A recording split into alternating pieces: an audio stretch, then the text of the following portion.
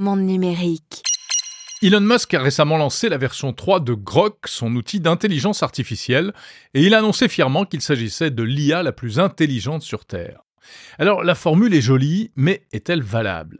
Car quels critères faut-il prendre en compte ? La capacité à résoudre des problèmes scientifiques ? Le temps de réponse ? La véracité des réponses si on l'utilise comme moteur de recherche ?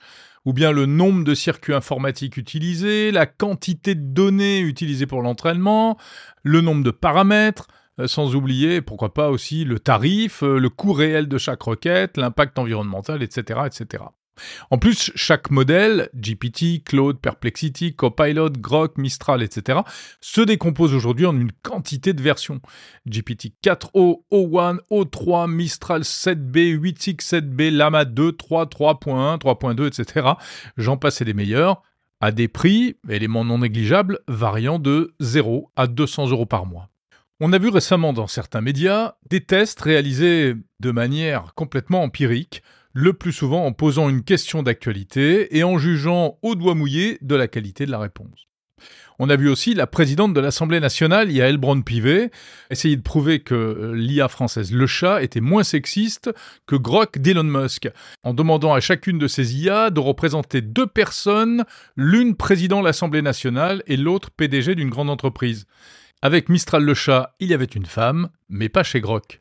Pour autant, dire que l'une est plus inclusive que l'autre, c'est un peu rapide, car cela ne tient pas compte d'abord du côté aléatoire des IA génératives. On n'a pas toujours les mêmes résultats avec le même prompt, et d'ailleurs j'ai refait le test quelques jours plus tard sur Grok, j'ai obtenu une image, au moins, avec deux personnes noires, dont une femme. Il faut donc se méfier des conclusions un peu hâtives. En fait, aujourd'hui, juger de la qualité d'une IA générative, cela interroge nos propres convictions, c'est-à-dire nos propres biais. Faites le test, par exemple, avec des questions sensibles. Si vous demandez à une IA, une femme trans est-elle une femme ? Ou bien, y a-t-il un grand remplacement en France ? Vous verrez que sur ces sujets hyper brûlants, eh bien, certaines réponses vous conviendront parce qu'elles correspondent à votre façon de voir, et d'autres vous scandaliseront pour les mêmes raisons. Alors il existe quand même des baromètres pour comparer de manière un peu plus fiable les IA entre elles. Le plus connu, c'est Chatbot Arena, développé par l'université américaine de Berkeley.